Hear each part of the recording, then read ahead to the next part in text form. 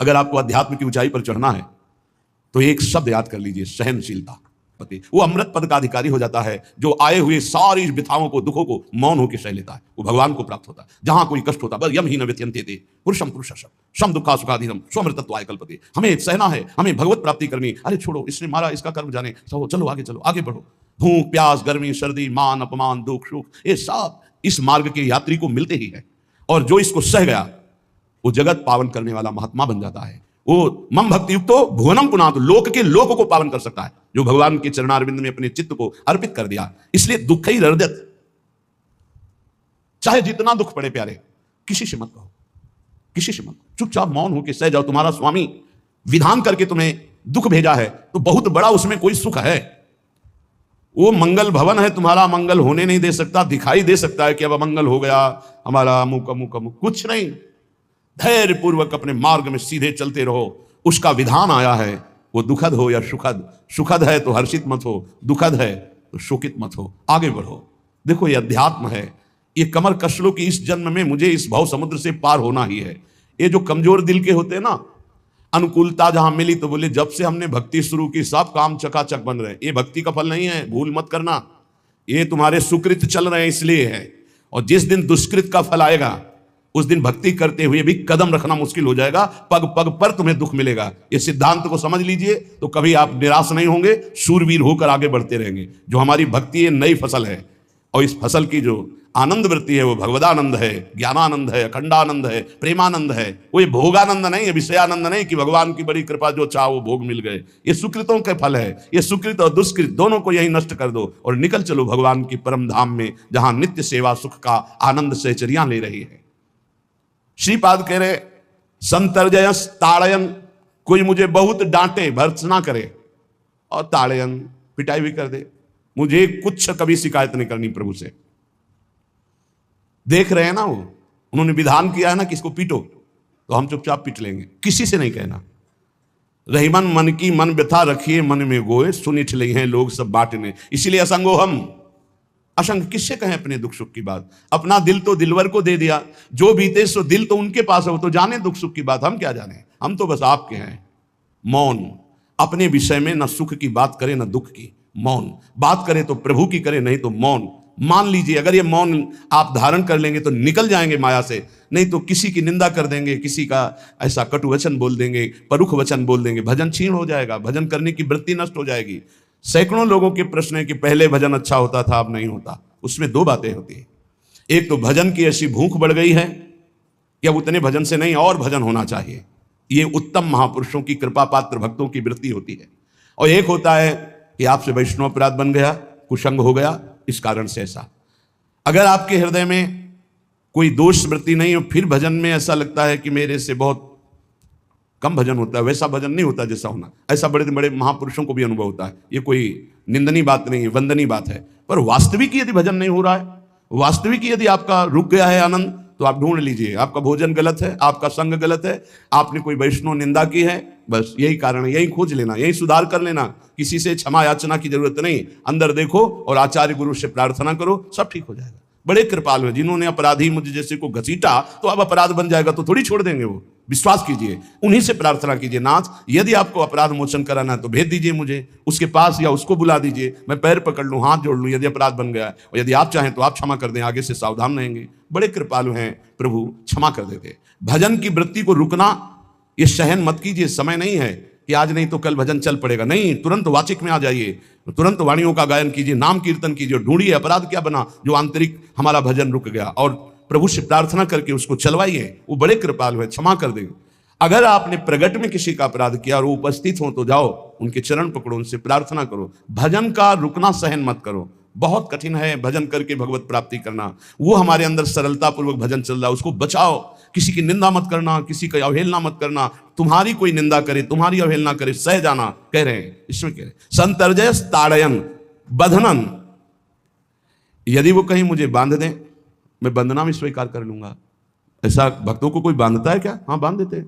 तितिक्ष ब्राह्मण की कथा में पढ़िए, उसको बांध दिया। एक सखी बहुत भजनानंदी थी, उसके परिवार के लोग रोज उसे पीटते थे और उसे बांध देते थे। सखूबाई नाम उसका सखी का था। एक सखी बहुत नागरीदास जी के संग में रहकर भजन की वृत्ति उच्च कोटि की सीखी थी भागमती बाई। उनके पति ही उनके ऊपर सैया लगाकर नई नवीन रानी के साथ बैठते हुए सब पिटाई करते, इतना कष्ट देते, पर वो उच्च कोटि की ऐसी महान वक्ता परम सिद्ध बरसाने के जो वास करने वाले अपने नागरीदास जी थे, हरिवंश महाप्रभु के शरणागत, उनके सत्संग से ऐसी उच्च कोटि की दशा प्राप्त हुई, उसे कोई फर्क नहीं पड़ा। उसके कष्ट देने के लिए उसके ऊपर सैया लगाते, राजा थे और नवीन रानी के साथ उसके ऊपर बैठते, उपद्रव करते, मारते पीटते, लेकिन वो सम रहती। संतर्जयस ताड़यन बधनन शांत, वो देख रहा है, बस तुमको यही सोचना, वो देख रहा है, मेरा स्वामी देख रहा है, वो देखते हुए मौन है ना, वो चाह रहा है ना, तो तेरा किया मीठा लगे, बस बात समझ लो। इतना तो बहुत बड़ी वस्तु प्राप्त होगी, बहुत बड़ी। एक मिट्टी जब कुम्हार को अर्पित हो जाती है तो पीट पीट कर एक छोटा राई भर भी दाना नहीं रहने देता, क्योंकि राई भर भी अगर दाना रहा वहीं से मटकी फूट जाएगी, राई भर भी अहंकार रहा वहीं से भक्ति रस निकल जाएगा। पीट पीट के उसको एकदम बराबर, फिर भी चैन नहीं, जल डाल के रौंदा, फिर भी चैन नहीं, हाथों से मल कर अपने अनुसार बनाया, फिर चाक पे चढ़ाया, जो चाहा आकार दिया, सूर्य के ताप में तपाया, फिर उसको दहकते हुए आवे के बीच में रख के पकाया, फिर उसमें रस रखने लायक क्षमता आ गई उस मिट्टी में। ऐसे ही हम जब संत महापुरुषों को, श्री भगवान को समर्पित होते हैं तो ये सब होगा। रस रखने लायक हृदय तभी होता है जब आवे में तपता है, इसलिए तैयार रहो। तभी नागरीदास जी ने कहा, बड़ो ही कठिन है भजन ढिग डरिबो।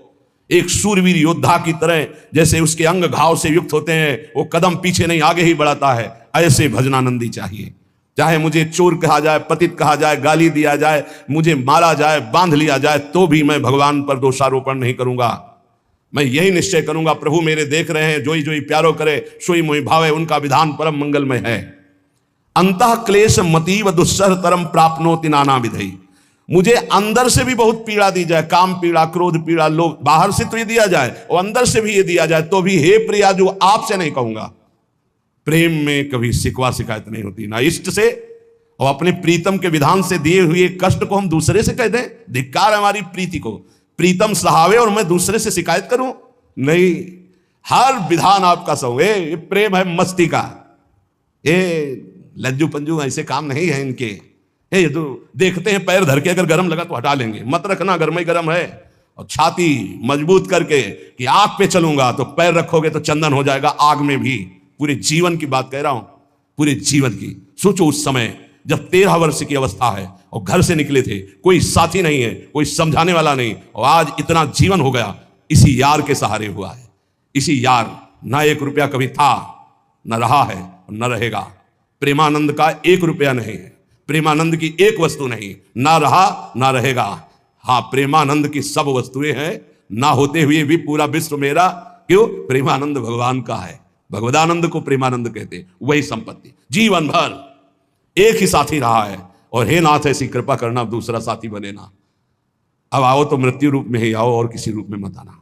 साथी हो तो आपका साथ हो, सर्वहरण करने वालों में मैं मृत्यु हूं, बस उस रूप का इंतजार है। आओ उस रूप में और समेट लो अपनी लीला। बस कभी किसी से शिकायत, कभी किसी ने कैसे हो, आनंद है। नहीं सुना है किडनी खराब है तो सुना ही होगा, कोई दुख नहीं, कोई दुख नहीं। वर्तमान दुख वर्तमान के आनंद से बहुत छोटा है। क्या दुख है? स्वामी के द्वारा दिया हो। यह आप हमारी प्रार्थना मान लीजिए। इस मार्ग में चलने पर जो दुख मिले कभी किसी से कहना नहीं तो प्रीति में कलंक लग जाएगा, वो तुम्हें प्रभु से हटा देगा। नहीं, रहीमन मन की मन व्यथा रखिए, मन में गोए सुनिच लई है लोग सब बाट न लिए। ये भगवत मार्ग शूरवीरों का मार्ग। कभी अपनी अंतर व्यथा को किसी से मत कहो।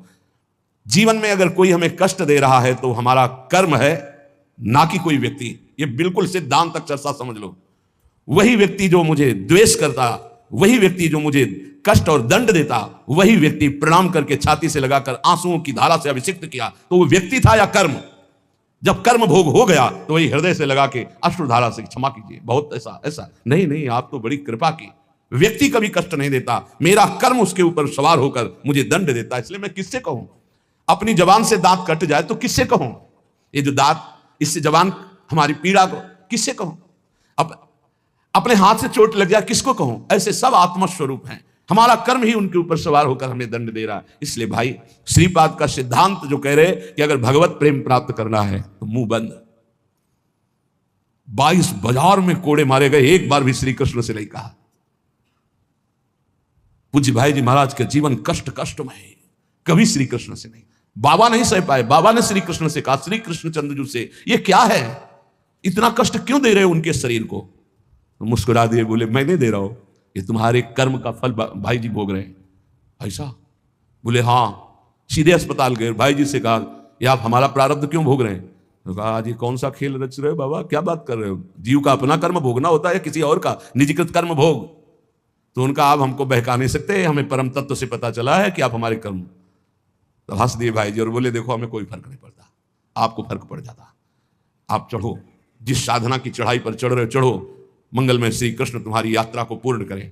हम तो अस्पताल में पड़े पड़े प्रिया प्रीतम के साथ खेल रहे हैं, कोई फर्क नहीं पड़ रहा। ये बड़े महापुरुषों ने अपने कष्ट की तो बात जाने दो, दूसरों के कष्टों को लेकर भोगायो। हम जरा सा कष्ट आ जाए तो बोले हमारी अंदर श्रद्धा थी अब खत्म हो रही क्योंकि कष्ट आने लगा। उसमें भगवान का क्या दोष है? वो तो बड़े कृपालु हैं कि ऐसे पापात्मा होने पर भी मुझे महात्माओं का संग दिया, धाम का वास दे रहे, नाम जपवा रहे हैं। अब हमारे पूर्व प्रारब्ध हमें कष्ट दे रहे हैं, इस समय भी वो हमें दुलार कर रहे हैं। जीव समझता नहीं, केवल दोषारोपण भगवान और भगवत मार्ग पर कर देता है। इसलिए उपासक को अंतः क्लेशमति व दुस्सहतरम, ये जो आप काम क्रोध से जल रहे हो ना, ये तपस्या है, इसका बहुत बड़ा लाभ मिलेगा। और अगर भोग रहे हो ना, गिर रहे हो, पतित हो रहे हो, तो वो सुख नहीं, वो शांति नहीं, वो विश्राम नहीं है। तो एक बात ध्यान रखना, इस शब्द को याद रखना। ऐसे रहने पर भी हमारे द्वारा जो भी, वो हमारे स्वामी ऐसे लेते हैं, जन अवगुण प्रभु मान न काऊ, दीन बंधु अति मृदुल स्वभाव। कल शाम के पूज्य परमहंस राम मंगल दास जी की वाणी का चिंतन हो रहा था, उसमें कह रहे हैं कि जो 30 मिनट भगवान नाम कीर्तन कर लेता, मेरी बात पर विश्वास रखना, हो उसको भगवत प्राप्ति होगी। 24 घंटे में 30 मिनट नाम कीर्तन कर लेता है और अन्य समय विस्मरण रखता है, तो 30 मिनट का नाम कीर्तन उसे भगवत प्राप्ति करा देगा। तुम्हें जो पाठ प्रिय हो, 30 मिनट पाठ कर लोगे, भगवत प्राप्ति हो जाए, कर लो। और बहुत पहुंचे हुए महापुरुष जिनके चरणों में अपार श्रद्धा है, आप लोग तो रात दिन लगे, आपको भगवत प्राप्ति नहीं होगी। चूक हो जाएगी तो जन अवगुण प्रभु मान न काऊ, दीन बंधुअति मृदुल स्वभाव। अग्नि की ज्वाला के समीप रुई का पहाड़ कितनी देर टिकेगा, कितनी देर टिकेगा, उसके ताप में झुलस जाएगा। ये अग्नि की ज्वाला है भगवान नाम कीर्तन, भगवत यश गुणगान। तो जैसे किसी को लगे कि वो नाम जप भी करता है और रुचि पूर्वक पाप करता है, असंभव। नाम जापक रुचि पूर्वक पाप कर ही नहीं सकता, उसका हृदय जलेगा। पक्का आप जप करके देख लीजिए, आप जप कीजिए नाम और फिर आपसे पाप जब बनेगा तो आप फिर हालत अपनी देख लीजिएगा, बार बार हृदय जलेगा, नहीं नहीं नहीं। एक दिन वो नहीं सिद्ध हो जाएगा और आप निर्विकार हो जाएंगे।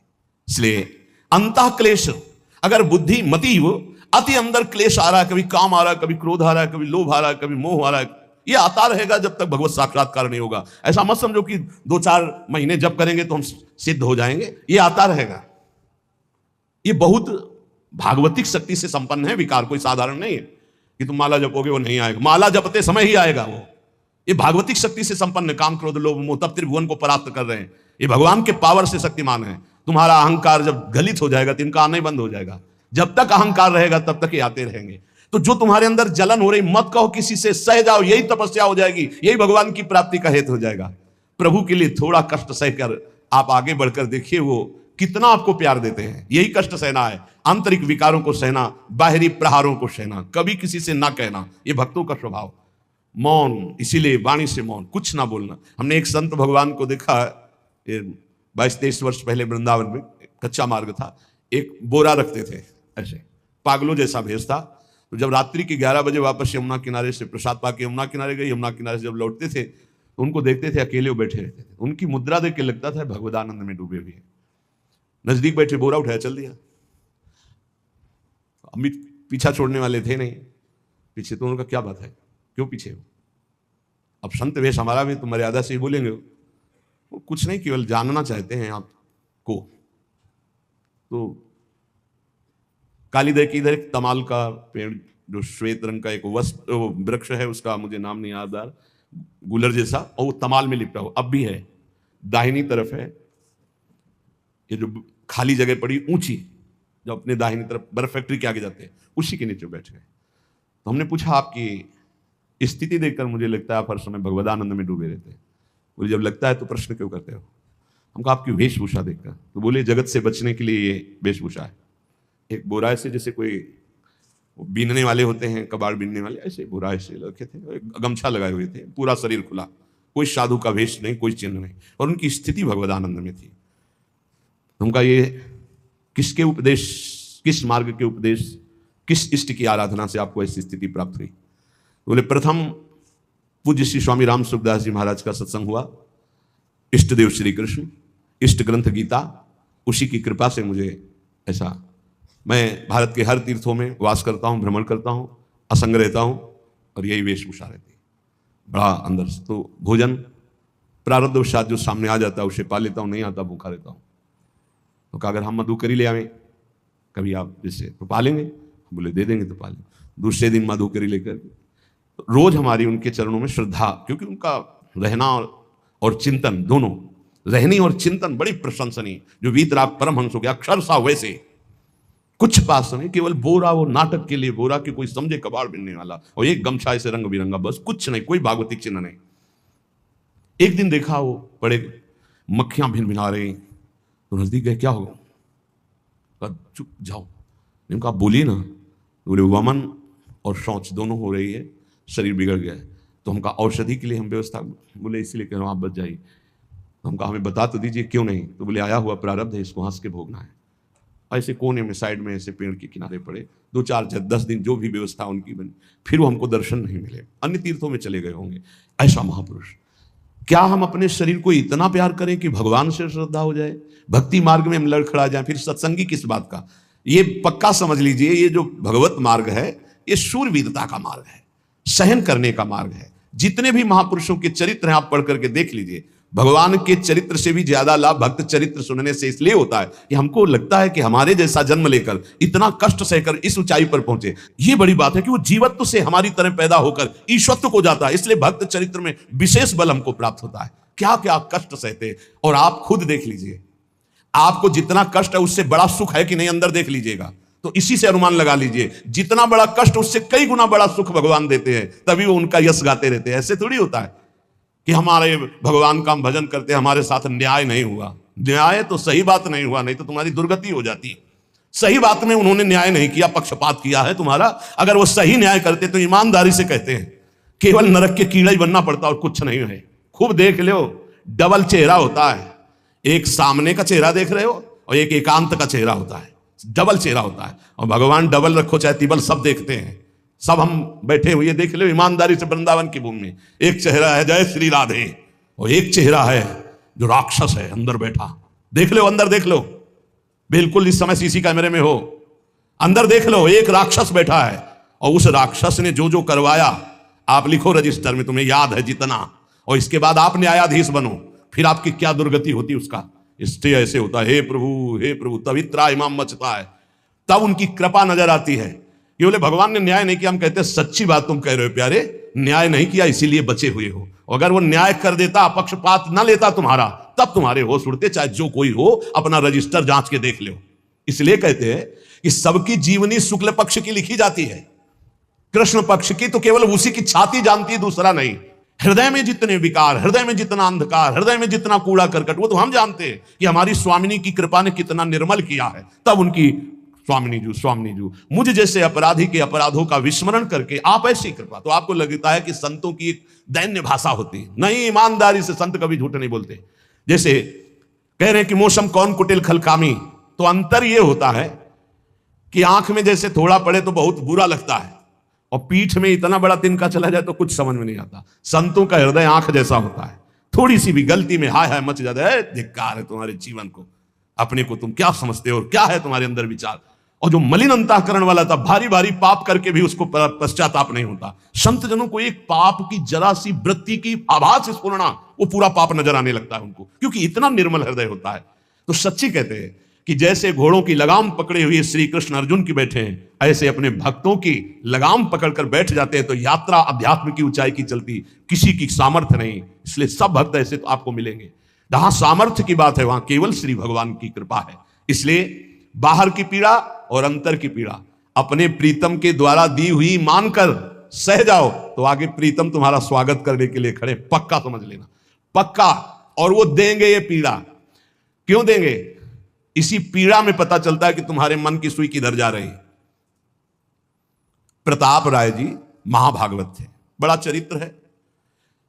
उनके यहां एक व्यापार चलता था कुल परंपरा से कि आपको अगर रुपए की जरूरत है तो आप अपना स्वर्ण आभूषण या कुछ रख जाइए गिरवी और रुपया ले जाइए, और ब्याज से तो रुपया दे जाइए, अपने मूल गिरवी ले जाइए जो रख के गए हो। यही उनकी कुल परंपरा से चल, तो उसी के आधार पर वो कुल परंपरागत कर्म कर रहे थे। निरंतर नाम जब भगवत आराधन में मगन। अब नाम जब भगवत आराधना और ईमानदारी से कार्य, तो बड़ा सब खूब धन संपत्ति हो, बहुत आनंद, और भक्तजनों के खूब भोजन होते, भंडारे होते। तो जो चिढ़ने वाले जलने वाले लोग हैं वो जलते थे कि करता तो ये कुछ है नहीं, खूब जय जय मच रही है चारों तरफ, इसको नष्ट किया जाए। ये किसने बीज बोया? अरे बोले दुष्ट स्वभाव ने। नहीं नहीं नहीं नहीं, भगवान ने। किनको हुस्काया? डंडे को। क्यों? अब झंडा फहराओ मेरे भक्त के यश का। उनके हृदय में जलन हुई। वहां का काजी और मिल गए 3 लोग और उन्होंने कहा कि इसको नष्ट किया जाए। बोले बस आप सहयोग दो, नष्ट तो पक्का। बोले कैसे? बोले प्लान तो सब हमारा बन गया है। अब झोली में कंकड़ भरे, और प्रताप राय जी बेटी का ब्याह है, 10,000 मुद्रा चाहिए। बोले गिरवी? बोले है, स्वर्ण मुद्राएं। अब वो इतने ईमानदार, विश्वास, बोले बॉक्स रखा रहता है उसी में रख दो, दस्तखत करो, 10,000 रुपये लो, ब्याज सहित दे जाना, अपना ले जाना। थोड़ी देर बाद दूसरा आया ऐसे, फिर तीसरा आया, वो तो उनका व्यापारी था। 5 दिन बाद वापस आया और काम बन गया, ब्याज सहित ये रुपये लो, हमारा आभूषण वापस करो। बोले जहां रख गए थे वैसे उठा लो। बॉक्स से उठाया ऐसे, अरे देखो कितना नाटक करता है, माला जपता है, भगत बनता है, हमारे स्वर्ण आभूषण हटाकर कंकड़ पत्थर भर दिए। अब लोग तो आश्चर्यचकित हो रहे थे कि ये भगत जी तो ऐसे है नहीं। इतने में दूसरा आया, उसने भी वही नाटक शुरू। तीसरा आया, उसे अब तो पक्का हो गया कि पाखंड करता है। लोगों की श्रद्धा को कपूर कहा गया है। कपूर ऐसे बाहर रखो ना तो उड़ जाता है ना, ऐसे ही श्रद्धा है। अगर उसको आप मजबूती, विश्वास की मजबूती में नहीं रखोगे तो श्रद्धा उड़ जाएगी। अब तो सब कहने लगे कि प्रताप राय तो बहुत ही पाखंडी निकला। अब हाहाकार मच गया। इसके बाद काजी, वो तो सब मिले हुए थे, काजी ने बादशाह के सामने बात पेश की। काजी के इशारे से बादशाह ने हुक्म दिया इनको बंदी बना लिया जाए, सारी संपत्ति जब्त कर ली जाए। अब राज सैनिक बंदी बना लिए प्रताप राय जी को। सारी संपत्ति जब्त होने लगी तो उन्होंने अपनी पत्नी से इशारे से कहा ठाकुर जी लो और भाग जाओ अपने मायके, ठाकुर जी को बचाओ। ऐसी स्थिति में याद क्या है? ठाकुर जी को बचाओ, उनका भोग राग चलता रहेगा, हम तो जेल में कष्ट भोग लेंगे। ऐसा ही हुआ। वो पीछे की खिड़की से अपने ठाकुर जी को लेके सब तहस नहस हो गया। मलेक्ष सेना साहब नष्ट भ्रष्ट कर दिया, बंदी बनाया, उनको ले गए, जेल में डाल दिया। कुछ लोगों ने कहा कि महाराज अभी ठाकुर जी अष्ट धातु के हैं, बहुत महंगे हैं, उनकी पत्नी इसीलिए लेके भाग गई है। मायके से पत्नी को भी बंदी बनाया, ठाकुर जी को भी संपत्ति के रूप में जब्त किया, और जहां संपत्ति थी वहां गोदाम में ठाकुर जी को ऐसे जैसे संपत्ति डाल दी वैसे डाल दी। जब पत्नी नजदीक हथकड़ी बेड़ियों के सहित, और वो तब एकांत जब हुए तो उनका प्रभु आज तक मैंने कभी आपसे मांगा नहीं और कोई शिकायत नहीं की, बस एक कष्ट है इस समय कि आपको गोदाम में डाल दिया गया है। हम प्राणों से अधिक आपको प्यार करते हैं और आपको भोग नहीं लगेगा, आपकी सेवा नहीं होगी, ये हम बर्दाश्त नहीं करेंगे। प्रभु कुछ उपाय करो जिससे आपकी सेवा, अगर हमें ये पता भी चल जाएगा कि आपको भोग लग रहा है तो आजीवन हम पति पत्नी को जेल में रखो, मुझे कोई कष्ट नहीं। प्रभु ये सब कुछ हुआ, मुझे कोई कष्ट नहीं, आपको भोग नहीं लगेगा, इस बात से मैं जीवित नहीं रह पाऊंगा। भगवान देर थोड़ी लगी युगल सरकार गलवैया दिए हुए, इस स्थिति में भी तुम्हें मेरी चिंता है? तुम्हें अपने अपमान की, अपनी संपत्ति जब्त की, अपने जेल की दुख की कोई चिंता नहीं, मेरी चिंता है। वही साक्षात्कार हुआ। अब तत्काल, अब वो तो चाबी बदलने वाले हैं ना, ज्ञानी मूढ़ न कोय जस जय का रघुपत करे तस ताही क्षण होए, बोले भियस महेश तब ज्ञानी मूढ़ न कोय। उस वहां का जमींदार जो था उसने कहा ऐसा हो ही नहीं सकता, यह सब गलत है, पाखंड रचा गया है प्रताप राय जी के प्रति। बादशाह के सामने विरोध प्रकट कर दिया, नहीं सही जानकारी जांच हो। बादशाह ने उन तीनों को बुलाया और कहा फांसी पे चढ़ा देंगे यदि सही नहीं बोलोगे। सही सही बोल दिया कि उसमें हम सोना तो रखा ही नहीं था, कंकड़ रखे थे। काजी की ये सब बात थी। काजी को दंड दिया गया, तीनों को बंदी बना लिया गया, प्रताप राय जी को पूरा नुकसान सहित सब अर्थ दिया गया और बड़ा सम्मान किया गया। फिर जीवन, ये घटनाएं भक्तों के जीवन में आती हैं किस लिए? भगवत साक्षात्कार कराने। भगवत साक्षात्कार जेल में प्रताप राय और उनकी पत्नी को हुआ। इसलिए उपासक को कितनी भी परिस्थिति कष्ट की आवे, वो तुम्हारे आनंद का वर्धन करने वाले बनेगी, विश्वास रख लीजिए। बस किसी से सहयोग मत मांगना और किसी को अपनी बात मत कहना। प्रताप राय जी ने किसी से भी नहीं कहा, कुछ भी नहीं बोले, केवल प्रभु से कहा कि आपकी सेवा अगर हमको कान में सुनने को मिल जाएगी कि आपका भोग लग रहा है तो मुझे कोई कष्ट नहीं होगा, लेकिन ये मैं नहीं सह पाऊंगा कि आप गोदाम में ऐसे, क्योंकि मैं जीवन भर आपको दुलार करता रहा हूं प्रभु। अब वही भगवत साक्षात। तुम्हारी सुई कहां जाती है? मन की। कष्ट की स्थिति में कोई मित्र, कोई रिश्ते नातेदार, कोई पावर काम आता है या भगवान की तरफ जाए? अगर भगवान की तरफ तो जीत गए, और अगर संसार की तरफ ऐसे भी मिलने, आप बिल्कुल फोन कर देना, हम तुम्हें अमर कर देंगे, नहीं फाड़ के फोन नंबर फेंक देना कि हम रखेंगे भी नहीं ऐसा नंबर। जब कोई नंबर नहीं होता तब हरि का नंबर लगता है। जिसके पास किसी का फोन नंबर नहीं होता उसका हरि का नंबर लगता है। ध्यान ले दो, कलयुग है इसीलिए सबके पास नंबर भेज दिया है। सबके पास नंबर है क्योंकि हरि से फोन नहीं कर सकते। हरि का फोन जानते हो कैसा होता है? जब आर्थ होकर अनाथ भाव से असरण शरण कोई नहीं मेरा, तब हा नाथ, वो फोन नंबर भाव से मुझको पुकारे तो भाव से बेड़ा पार है। भाव पूरित टेर ही करती मुझे लाचार है। भाव बिना भगवान आवाजें नहीं सुनते। भाव सुनी पुकार भगवान नहीं सुनते। भाव कब आता है? बाजार में थोड़ी मिलता है। किसी से हमारा संबंध नहीं। ये जीतना है तो ये बातें पकड़ लो सत्संग की। कोई विपत्ति दुख आने पर अगर किसी का नंबर आपको याद आवे कि अगर हमें विपत्ति आएगी तो कौन सा नंबर याद आएगा? बोले अमुक का, उसको डिलीट कर दो। नहीं, अमुक का नंबर नहीं रखेंगे हम, श्री जी का। श्री जी का नंबर क्या है बताया तुम्हें? क्या है? बस कोई नंबर नहीं तो श्री जी का नंबर। हे लाडली, हे प्रिया, कोई है ही नहीं, अब अपना कोई है ही नहीं तो कौन है? सच्ची बताते हैं, एकदम नंबर 1 घंटी में फोन उठा लिया जाता है। 1 घंटी। गजेंद्र ने जब देखा कि कोई मेरा सहयोगी नहीं, हारी री नहीं पहुंच पाया, काम हो गया। हरि पूरा नहीं कर पाए, काम हो गए। गोविंद यही प्रकट हो गए, वस्त्रावतार। ये नंबर है हरि का। जब तक पांडवों की तरफ, भीष्म की तरफ नंबर नहीं लगा, दांत तक पकड़ा नंबर नहीं लगा, और जब छोड़ दिया कहा गोविंद, बस नंबर लग गया। ये है भगवान को पुकारना, ये है भगवान तक आवाज पहुंचाना। कोई हमारा नहीं, यही तो हमारी साधना है। और यहां मान नंबर लिखे चले जा रहे हैं, व्यवहार बनाए चले जा रहे हैं, डायरी बनाए चले जा रहे हैं, इतने नंबर। अरे ये सब क्या करोगे? ये सब नरक पहुंचाएंगे नंबर। एक केवल हो हरि शरणम, बस सब काम बन जाएंगे। बोले नहीं, सहयोग होता है। इससे क्या सहयोग होता है? अगर बात बिगड़ जाए तो अंग रक्षक ही सूट कर देता है। और कौन? अंग रक्षक ही सूट कर देता है। अगर वो चाबी बदल जाए ना तो रक्षक ही भक्षक बन जाता है। किससे रक्षा चाहते हो? जो काल का भी शासन करने वाला है, उससे रक्षा चाहो। देखो सच्ची बात, ये केवल प्रवचन नहीं कर रहे, हृदय की बात कह रहे। मान लीजिए मेरे प्रभु ऐसे कोई महान नहीं है, वो जिसको महान करते हैं वही महान हो जाता है प्यारे। ऐसे हाथ हटा ले तो सब हान ही हान है, कोई महान ही नहीं है, महान नहीं। वो हटा ले तो बस उन्हीं से महान है। सच्ची कहते हैं उन्हीं से बहाल है। दबी बात खुल जाए तो असलियत समझ में आ जाए। और वो जानते हैं, और वो जानते हुए हमें नमस्कार करवा रहे, प्रणाम करवा रहे, भोजन दिला। अरे जय बोलो उनकी। हमारे साथ भगवान ने क्या किया? अरे तुमने भगवान के साथ क्या किया? कितनी कृपा की भगवान ने। इतने अपराध का दंड जानते क्या होता है? पूरा जीवन बर्बाद हो जाए। और यहां पूरे जीवन अपराध कर रहे हैं, जीवन आबाद किए हुए हैं ऐसे प्रभु के प्रति। हम इसलिए कह रहे हैं, जो कहते हैं ना हमारी भगवान पर श्रद्धा नहीं रहेगी तो तुम्हारे ऊपर हमारी श्रद्धा नहीं रहेगी। देखो ना कहां श्रद्धा लायक हो तुम, क्या हो तुम। ये हम असलियत कह रहे हैं। ऊपर से चिकना चुपड़ा, अंदर से सब गंदा होता है। भगवान बचावे, नहीं तो मना खष्टान इंद्रियाणी प्रकृति स्थान कर सती। दुर्गति वाले काम होते हैं, दुर्गति वाले। आप जो भी देख रहे हो केवल कृपा देख रहे हो। अगर वो कृपा हट जाए तो कुछ नहीं देखने लायक किसी में भी। जहां कहीं कुछ भी है वो मति की रति गति भूति भलाई। जब जेहि जतन जहां जेहि पाई, सो जानो सत्संग प्रभाव।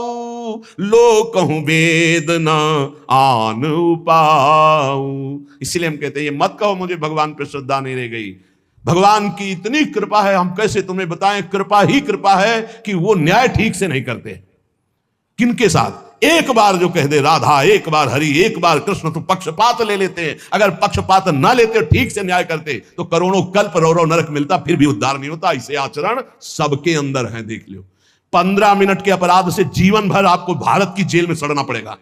वो ऐसे कितने अपराध हैं उनका, जिनको तुम इस कानून से अनुमान लगा सकते हो। वैसे कितने अपराध किए, लेकिन स्वामी ने कभी एक चाटा नहीं लगने दिया, और निकाल करके आपको परम पद की तरफ ले जा रहे। कृपा नहीं दिखाई दे रही? तुम सत्संग, नाम जप, भगवत यश गायन, भगवत लीला, भगवत धाम, ये तुम्हारी साधना का फल है क्या? ये कृपा का फल है। तुम अपने को देखो और कृपा को देखो तो यही बलिहारी जाएगी कि जासु कृपा नहीं कृपा आघाती। जिनकी कृपा कृपा करने से आघाती ही नहीं है।